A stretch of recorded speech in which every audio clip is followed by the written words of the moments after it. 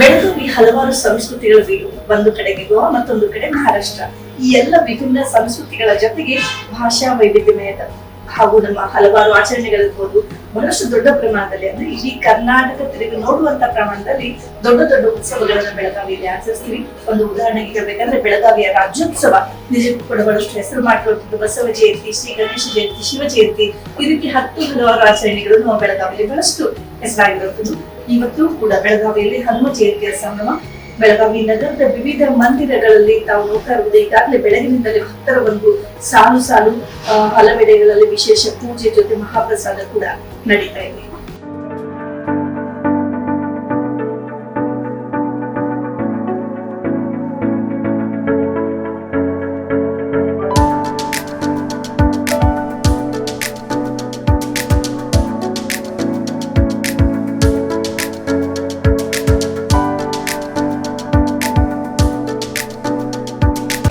ಹನುಮಾನ್ ಜಯಂತಿ ಅಂಗವಾಗಿ ಶಾಹುನಗರದ ವಿನಾಯಕ್ ಕಾಲೋನಿಯಲ್ಲೂ ಕೂಡ ಇಂದು ಬೆಳಗ್ಗಿನಿಂದಲೇ ಸಾಕಷ್ಟು ಧಾರ್ಮಿಕ ಕಾರ್ಯಕ್ರಮಗಳನ್ನು ಆಯೋಜಿಸಲಾಗಿತ್ತು. ಮಹಾಪ್ರಸಾದವನ್ನು ಕೂಡ ಮಧ್ಯಾಹ್ನಕ್ಕೆ ಆಯೋಜಿಸಲಾಗಿದೆ. ಇದಕ್ಕೂ ಮುಂಚೆ ಕೂಡ ಬೆಳಗಿನ ಸಮಯದಲ್ಲಿ ಸಾಕಷ್ಟು ಭಕ್ತರು ನೂರಾರು ಸಂಖ್ಯೆಯಲ್ಲಿ ಇಲ್ಲಿ ಸೇರಿದ್ದನ್ನು ನಾವು ಕಂಡ್ವಿ. ಜೊತೆಗೆ ವಿಶೇಷವಾದಂಥ ಪೂಜೆ ಕೂಡ ಈ ಸಂದರ್ಭದಲ್ಲಿ ನೆರವೇರಿತು. ಈ ಒಂದು ಮಂಡಳಿಯ ಅಧ್ಯಕ್ಷರು ಕೂಡ ಇಲ್ಲಿದ್ದಾರೆ, ಜೊತೆಗೆ ನಗರ ಸೇವಕರು ಕೂಡ ಇಲ್ಲಿದ್ದಾರೆ. ಶ್ರೇಯಸ್ ನಾಕಾಡಿ ಅವರು, ಅವರೊಂದಿಗೆ ಮಾಜಿ ಉಪಮಹಾಪೌರರಾಗಿರುವಂಥ ರೇಷ್ಮಾ ಪಾಟೀಲ್ ಮೇಡಮ್ ಅವರು ಕೂಡ ನಮ್ಮೊಂದಿಗಿದ್ದಾರೆ. ಜೊತೆಗೆ ಅಧ್ಯಕ್ಷರಾಗಿರುವಂಥ BT ಮಲ್ಲನ್ನವರ್ ಸರ್ ಕೂಡ ನಮ್ಮೊಂದಿಗಿದ್ದಾರೆ. ನಾವು ಸುಮಾರು ಈಗ 2002ರಿಂದ ಈ ದೇವಸ್ಥಾನವನ್ನು ಅಭಿವೃದ್ಧಿ ಮಾಡ್ಕೋತಾ ಬಂದಿದ್ದೇವೆ. ಇಲ್ಲಿ ಸಾಮಾಜಿಕವಾಗಿ ಎಂಟೈರ್ ಶಾಹುನಗರದಲ್ಲಿ ಸುಪ್ರಸಿದ್ಧಾದಂಥ ದೇವಸ್ಥಾನ ಇದೆ. ಇದು ಎಲ್ಲ ಭಕ್ತರಿಗೆ ಒಲಿಯುವಂಥ ದೇವಸ್ಥಾನ ಆಗಿರೋದ್ರಿಂದ ಪ್ರತಿ ವರ್ಷ ಈ ಮಹಾಪ್ರಸಾದಕ್ಕೆ 4,000 5,000 ಜನ ಪ್ರಸಾದವನ್ನು ಸ್ವೀಕರಿಸ್ತಾರೆ. ಆ ವ್ಯವಸ್ಥೆಯನ್ನು ನಾವು ನಮ್ಮ ಹನುಮಾನ್ ದೇವಸ್ಥಾನದ ಕಮಿಟಿಯಿಂದ ಆಯೋಜಿಸಿರ್ತೇವೆ. ಮತ್ತು ಇಲ್ಲಿ ನಮ್ಮ ಶಾಹುನಗರದಲ್ಲಿ ಇರ್ತಕ್ಕಂಥ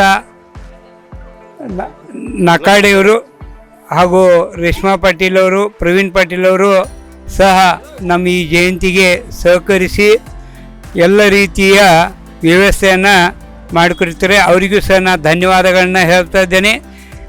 ಇಲ್ಲಿಂದ ಮುಂದಾದರೂ ಸಹ ಎಲ್ಲರೂ ಕೊಡ್ಕೊಂಡ ಇದೊಂದು ದೇವಸ್ಥಾನ ಅಭಿವೃದ್ಧಿ ಮಾಡಬೇಕು ಮತ್ತು ಅದಕ್ಕೆ ಎಲ್ಲರೂ ಸಹಕರಿಸಬೇಕಂತೇಳಿ ನಾನು ಕೇಳ್ಕೊತಾ ಇದ್ದೇನೆ. ಸಾಕಷ್ಟು ದೇವಸ್ಥಾನಗಳು ಇವೆ, ಅದರಲ್ಲಿ ನಮ್ಮದೊಂದು ವ್ಯವಸ್ಥಿತವಾದಂಥ ಭಕ್ತಿಮಯವಾದಂಥ ದೇವಸ್ಥಾನ ಇದೆ.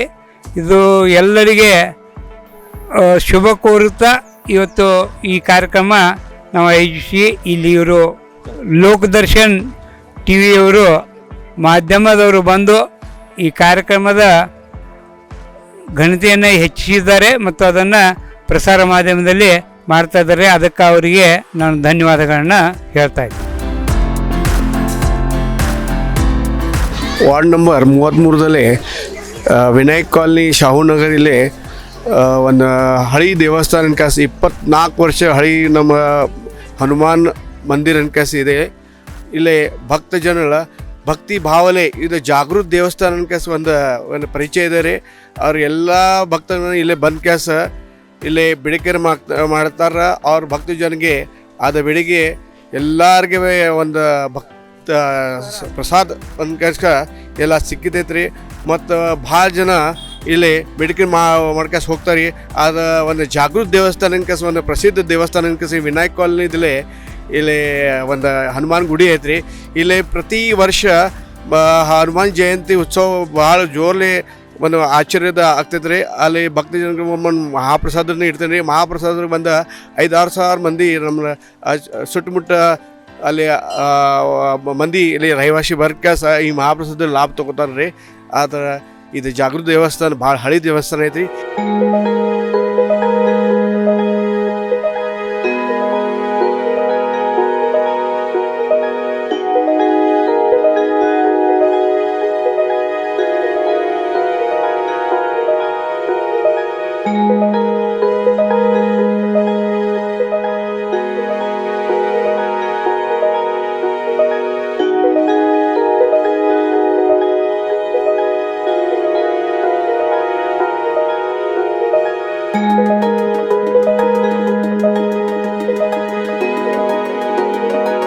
ಒಟ್ಟಾರಾಗಿ ಶಾಹುನಗರ್ನಲ್ಲಿ 24 ವರ್ಷದಿಂದ ಜಾಗೃತ ಹನುಮಾನ್ ಮಂದಿರ ಅದ. ನಾ ನೋಡ್ಕೊಂಬಂದಾಗ 24 ವರ್ಷ ನೋಡ್ಕೊಂಬಂದೀವಿ. ಈ ಭಾಗದ ಎಲ್ಲ ಜನರು ಅತಿ ಉತ್ಸಾಹದಿಂದ ಅತಿ ಶ್ರದ್ಧೆಯಿಂದ ಈ ಪ್ರತಿ ವರ್ಷ ಸೇವೆ ಮಾಡ್ತಾರೆ ಮತ್ತು ಮಹಾಪ್ರಸಾದ ಮಾಡ್ತಾರೆ. ಈ ಜನರಿಗೆ ಮತ್ತು ಈ ಹನುಮಾನ್ ಜಯಂತಿ ನಿಮಿತ್ತ ಸಮಿತಿಗೆ ಎಲ್ಲರಿಗೂ ಧನ್ಯವಾದಗಳು, ಅಭಿನಂದನೆ ಹೇಳ್ತೀವಿ. ಮತ್ತು ಬರುವ ಕಾಲದಲ್ಲಿ ಏನೂ ಸಮಸ್ಯೆ ಐತೆ, ನಾವು ಶಾಸಕರಿದ್ದಾಗ ಇಲ್ಲೇ ಭಾಳಷ್ಟು ಡೆವಲಪ್ ಮಾಡೋದಕ್ಕೆ ಪ್ರಯತ್ನ ಮಾಡಿದ್ದೀವಿ. ಈ ಜಾಗವನ್ನು ಭಾಳ ಸಮಸ್ಯೆ ಒಳಗಿತ್ತು. ಆದರೆ ನಮ್ಮ ಕಡೆ ಉಳಿದದ ಬರುವ ಕಾಲದಲ್ಲಿ ಈ ದೇವಸ್ಥಾನ ಇರಲಿ, ಜಾಗ ಇರಲಿ, ಈ ಡೆವಲಪ್ಮೆಂಟ್ ಬಗ್ಗೆ ಇದ್ರನ್ನ ಎಲ್ಲರೂ ನಾವು ಕೂಡೇ ಕೆಲಸ ಮಾಡೋಣ. ಯಾಕಂದ್ರೆ ಇಬ್ಬರು ನಗರ ಸೇವಕರು, ರೇಷ್ಮಾ ಪಾಟೀಲ್ ಇರಲಿ, ನಂತರ ಈ ಭಾಗದ ರೇಷ್ಮಾ ಪಾಟೀಲ್ ಅದಾರ ಮತ್ತು ಬಾಜುಕ್ನವರು ಇವರು ಶ್ರೇಯಸ್ ನಾಕಾಡಿ ಅದಾರ. ಮತ್ತು ನಾವೆಲ್ಲರೂ ಕೂಡೇ ಒಟ್ಟಾರಾಗಿ ಈ ಭಾಗದ ವಿಶೇಷವಾಗಿ ಅಭಿವೃದ್ಧಿ ಆಗಬೇಕಂತ ನಾವೆಲ್ಲರೂ ಕೂಡೇ ಪ್ರಯತ್ನ ಮಾಡೋ ಅಂತ ಹೇಳಿ ನಾನು 2 ಮಾತು ಮುಗಿಸ್ತೀನಿ.